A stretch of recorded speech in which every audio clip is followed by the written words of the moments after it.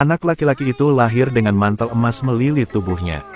Sang ibu mengira anak laki-laki itu adalah monster. Tanpa ampun membiarkannya mengapung di sungai. Tapi air sungai bergulung deras. Matahari yang tinggi memancarkan cahaya yang sangat panas. Lalu menjatuhkan bola api besar ke dunia manusia. Air sungai juga merasakan kemurkaan matahari. Setiap gelombang naik setinggi puluhan meter. Di saat-saat bahaya, seorang pria melompat ke sungai. Mencoba untuk menyelamatkan bayi itu. Hanya melihat bahwa seluruh tubuh bayi itu ditutupi dengan lapisan baju besi emas. Lalu matahari kembali tenang. Pria itu dengan cepat mengambil bayi itu dan pergi. Tapi di tengah jalan dihentikan oleh seorang gadis. Memberitahukan identitas asli pria tersebut kepada pria tersebut. Ternyata anak laki-laki itu adalah anak dari Dewi Kecantikan dan Dewa Matahari. Tetapi karena putri yang belum menikah melahirkan seorang anak adalah kejahatan keji. Hanya bisa melepaskan anak itu ke sungai. Gadis itu membuat pria itu bersumpah. Jangan pernah mengungkapkan identitas asli bocah itu kepada siapapun. Pria baik hati itu setuju dengannya dan segera kembali. Karena istri dia sedang melahirkan juga. Baru saja pulang dan melihat bidan keluar masuk. Agar bayi ini bisa hidup di sisinya. Pria menggendong bayi membuka pintu. Memberitahu bidan bahwa istrinya telah melahirkan seorang anak. Satu masih belum lahir. Bidan dengan cepat berlari ke dalam untuk membantu. Ketika sang istri bangun, dia mengira dia akan memiliki anak kembar. Pria itu mengira dia bisa menyembunyikan ini. Siapa sangka hari kedua militer datang ke sini. Mengatakan beberapa kejadian aneh kemarin. Berhubungan dengan bayi kembar dia. Istri yang sangat marah. Memperingatkan petugas untuk tidak menyinggung kedua anaknya. Saat itu, bidan juga berdiri untuk bersaksi. Mengatakan bahwa kemarin sang istri hanya melahirkan satu bayi. Yang lainnya dipeluk pulang oleh suami dari luar. Ketika sang istri mendengar itu, dia sangat terkejut. Peluk anak itu dan tanyakan pada suaminya. Saat ini, militer juga datang untuk mengambil bayi tersebut. Pria itu ingat janjinya kepada gadis itu. Hanya bisa mengatakan bahwa anak ini milik dia dan pacar gelapnya. Sang istri tahu bahwa dia telah dikhianati. Dia sangat patah hati. Tetangga tidak berhenti menertawakannya. Sang istri bertanya kepada suaminya apakah ada yang salah dengan dirinya. Kenapa dia mengkhianatinya? Tetapi orang itu tidak dapat jelaskannya. Harus mengurus anak itu sendirian. Sang istri tidak bisa menelan amarah ini. Dia memberitahu suaminya. Cepat bawa bayinya ke tempat lain. Hanya dengan begitu keluarga beranggotakan 3 orang itu dapat terus hidup bersama. Kalau tidak, dia harus meninggalkan rumah ini. Tidak menyangka suami itu mau menggendong bayi itu pergi. Tetapi sang istri memanggilnya kembali. Akhirnya mereka berunding. Dia dapat menerima bayi yang tinggal di rumah ini. Tapi dia tidak akan membesarkan bayi itu sebagai anaknya sendiri. Beberapa tahun kemudian, bocah Kan berusia 6 tahun. Hobinya adalah berjemur di bawah sinar matahari setiap hari. Adik laki-laki Shaun juga sangat sayang dengan kakaknya. Hari itu 2 orang mengambil permata yang bersinar. Untuk membuat ibu bahagia. Kan diam-diam meletakkan batu itu di wastafel ibunya. Sang ibu mengira ini adalah hadiah Shaun untuknya. Jadi mau ke kamar anaknya untuk memberi anaknya beberapa pujian. Tapi melihat senyum Kan. Jadi dia tahu bahwa permata ini diberikan kepada Kan. Lalu dia benci membuang batu itu. Tindakan itu dilihat oleh sang kakek. Dia tidak tahan untuk bertanya kepada sang ibu mengapa dia mendiskriminasi kedua anaknya. Sejak kecil hingga dewasa, sang ibu hanya memberi makan kepada sang adik. Selalu dingin dan acuh tak acuh terhadap Kan. Sang ibu tidak tahan lagi. Bicaralah Kan bukan anaknya sendiri. Kan selalu berpura-pura tidur mengetahui kebenaran. Anak laki-laki itu diam-diam menyeka air matanya. Dia akhirnya mengerti mengapa ibunya tidak mencintainya. Untuk menghibur Kan, keesokan harinya, kakek membawa kedua bersaudara itu ke festival menembak panah di desa. Entah kenapa begitu Kan melihat busur dan anak panah, dia langsung tertarik. Ada banyak cermin reflektif yang tergantung di depan. Semua pemain terkena cahaya yang terpantul di mata mereka, sehingga akurasi saat pengambilan bidik tidak tinggi. Kan dengan cermat mengamati kondisi di sekitar. Lalu lihat arah angin berkat bendera yang berkibar. Dan reflektivitas cermin perunggu di dekatnya. Lalu anak laki-laki itu maju dan mengambil busurnya. Lalu tembak panah ke cermin perunggu. Memanfaatkan kekuatan benturan. Menembak panah ke sasaran. Penyelenggara berpikir bahwa membiarkan seorang anak menang akan sangat memalukan. Lalu menyalahkan Kan karena selingkuh.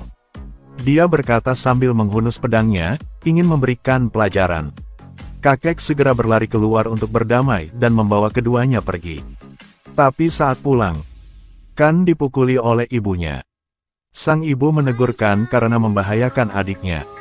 Kan melihat pergelangan tangannya dipegang oleh ibunya. Dia sedikit bahagia, karena ini adalah pertama kalinya ibu menyentuhnya. Kini sang suami mengetahui perilaku istrinya. Sang istri melihat suaminya masih membela anak itu. Dengan sangat marah mengusir Kan dari rumah. Kan membelai pergelangan tangan yang baru saja disentuh ibunya. Tertawa sangat bahagia. Jadi beginikah kehangatan seorang ibu? Bocah itu mendaki gunung tinggi yang berbahaya. Hanya untuk menemukan bunga teratai salju berusia 1000 tahun. Tetapi bunga teratai salju hanya mekar pada jam 3 pagi. Agar tidak ketinggalan waktu untuk memetik bunga, bocah itu hanya bisa memukul tangannya dengan batu agar dirinya tetap terjaga. Beberapa hari yang lalu Kan memenangkan lomba tembak panah.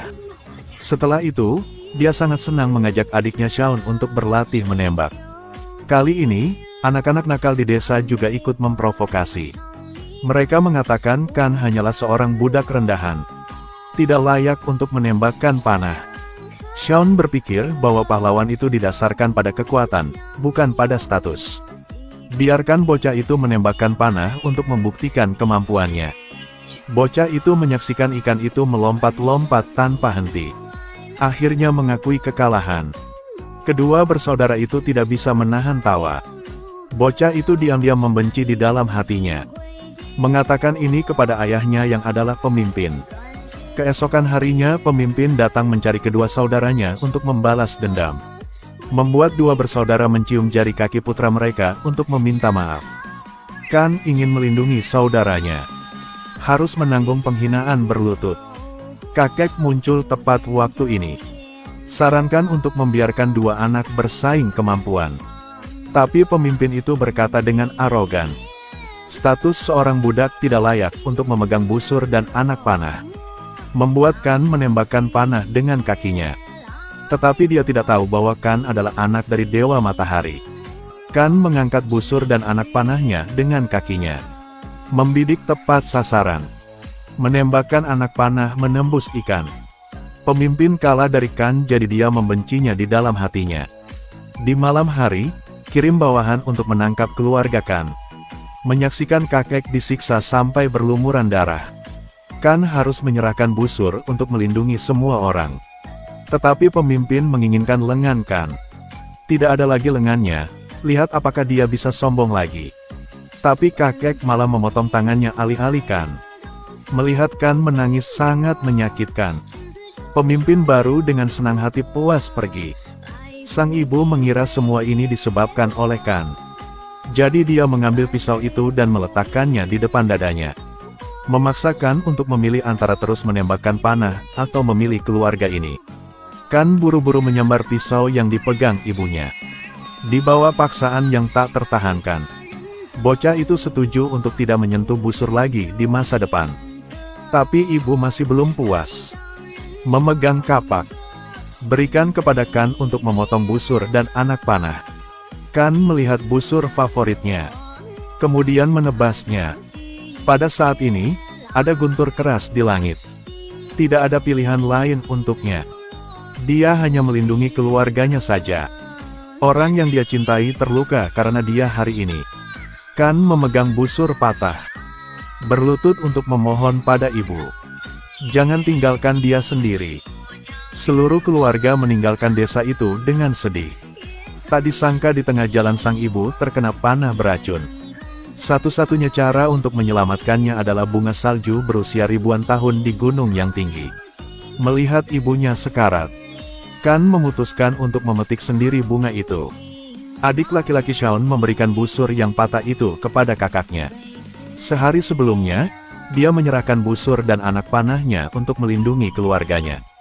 Hari ini dia harus memegang busur dan anak panah untuk melindungi semua orang. Kan menyeka air matanya. Ambil busur yang rusak dan perbaiki. Menyeberangi sungai dan mencapai kaki gunung. Tubuh kecil tapi kemauan yang kuat. Dia akhirnya berhasil mencapai puncak gunung. Dia tidak berani lambat, dengan cepat menemukan bunga teratai salju. Tetapi menyadari bahwa bunga itu belum mekar. Hanya menunggu hingga 3 jam agar bunga mekar sebelum dipetik. Hari-hari mengembara tanpa henti membuat Kan sangat lelah. Agar dia tidak melewatkan waktu saat bunga bermekaran, bocah itu hanya bisa memukul tangannya dengan batu untuk tetap sadar. Untungnya, bocah itu bisa memetik bunga teratai salju. Bergegas melewati jeram. Membawakan bunga itu untuk ibunya. Dia diam-diam menatap ibunya. Ketika ibu membuka matanya, Kan juga tersenyum. Mengetahui bahwa Kan tidak keberatan dengan bahaya untuk menyelamatkan dirinya sendiri. Sang ibu merasa sangat malu. Mengatakan bahwa dia belum memenuhi tanggung jawab seorang ibu. Adapun Kan dapat mendengar kata-kata ini, dia sudah puas. Seluruh keluarga melanjutkan perjalanan. Sang ibu memandangi lengan Kan yang berdarah tanpa henti. Merasa sangat sedih. Selama ini dia tidak melakukan apapun untuk Kan. Sang ibu dengan lembut mengangkat tangan Kan untuk meniup. Kan sangat senang melihat ibunya. Lalu pura-pura tidur. Untuk bisa merasakan kasih sayang yang mendalam dari ibunya. Inilah cinta yang telah dia dambakan selama 6 tahun terakhir. Pada saat ini, ibu dan putrinya telah sepenuhnya melepaskan permusuhan sebelumnya. Setelah beberapa hari perjalanan tanpa henti, mereka akhirnya sampai di kota baru. Di sini, Kan bisa menjalani kehidupan yang diinginkannya.